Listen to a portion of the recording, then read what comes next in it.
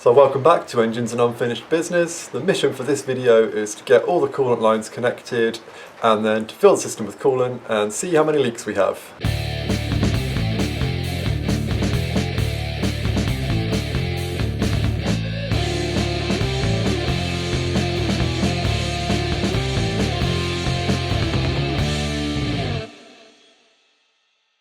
So most of the coolant pipes are already at least half in place.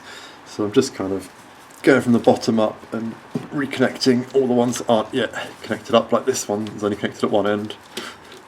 And then that way I can make sure that both ends are kind of twisted into the most happy position for it.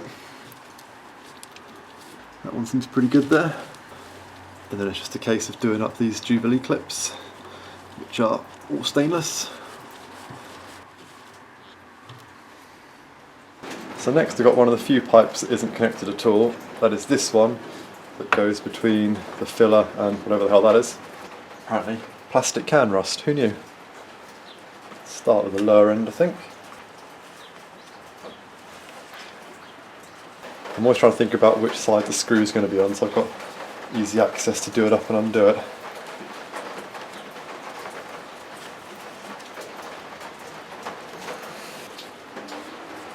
Twist it to where it feels most comfortable. And as I've been going around the car, anytime I see one of these clips, I've just been checking to see if it is tight or not, because I've done some of them up already. What I really don't want to do is miss one. Right. I don't know if Jubilee clip is an English term. It sounds like it might be an English term. Just hose clamps in America, maybe? Let me know. I'd like to know if Jubilee clip is a universal term or just a British thing. Right. Final piece of the coolant pipe puzzle is just this one here, which goes onto that water outlet back there somewhere. So the only trouble I found with these silicone hoses is they're thicker than the original rubber ones. So in some places where you don't have much clearance, that can be a problem. This one, it seems to be okay. Let's just get that on there.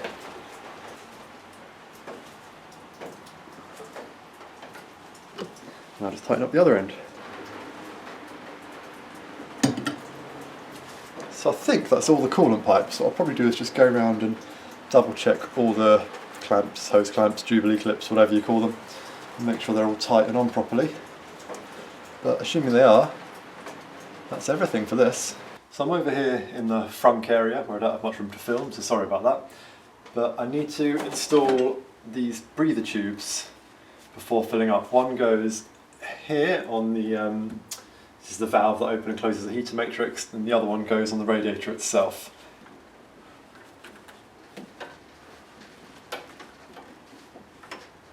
And the other end, I'm just going to try and clip up here.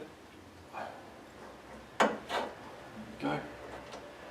Next is the radiator drain. So this is the radiator air bleed. I'm a little concerned about this because this is not the original radiator. It's a pattern replacement, so I'm not convinced it's going to have the same size drain on it. I'm also struggling to undo this plug. So I had to raid my toolbox for what I'm pretty sure is my oldest spanner. I'm hoping this will be small enough to get a grip on that and open it up a bit. Oh, it's small enough to get a grip, but it doesn't feel like it's opening. It feels like it's just breaking it. This is not a good sign. Plan B is to try and grab the body of it rather than the handle. I think these might be too big. So, new plan, which honestly I'm really not happy about, but it's all I can think of to do, is to take the hose off the radiator. To do that involves taking off these so I can shift the whole radiator forward.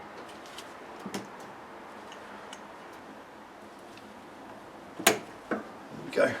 Getting these on were a huge pain in the ass. I don't think I filmed it, but it was a nightmare. So I'm not looking forward to taking them off and then putting them back on again. Do you remember one of those days where something that starts out as such a simple plan just becomes crazy? Like today. This was not part of the plan. And here I am, trying to remove this radiator hose that was a pain in the ass to install to begin with. But it is coming. But it's got me reconsidering some of my life choices. The primary one being, as I'm replacing all this stuff, should I replace this radiator while I'm at it? And I'm starting to lean towards yes. If I was going to replace the radiator, now is the time to do it.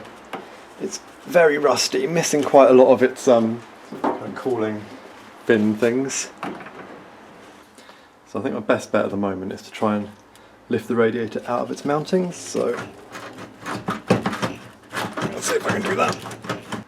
Okay, don't want to jinx it, but I think I've finally got the radiator free to drop down. I'm hoping if I can drop it down a bit, it'll give me better access to that hose, but to be honest, it'll also allow me to replace the radiator, because after all this effort, I'm not keeping this one. I may as well get something shiny and new. Oh, it's not quite, it's nearly there. There we go, right. It's only hanging on the hoses. So if I can remove the hoses, then I should be able to drop the radiator. This is not what I planned on doing today. So if I can just get a bit of leverage on there. There we go. That's it. Right, one down. Okay, here we go. Got it. So welcome to Engines and Unfinished Business, where a plan to fill up the coolant ends up replacing the radiator. Fun stuff. So of course the question is, now that I've got access to it, could I have undone this without breaking it? So far not a good start. It just feels like, yep, there we go. Just snapped the edge off it there, so I think it was the right move to remove it. So this is what I meant about the damage to the radiator. You can see so many of these fins are gone. It's quite rusty down here. I mean, I'm pretty sure it still holds water, but it's not in good condition. And while I'm in a good position to change it, I might as well.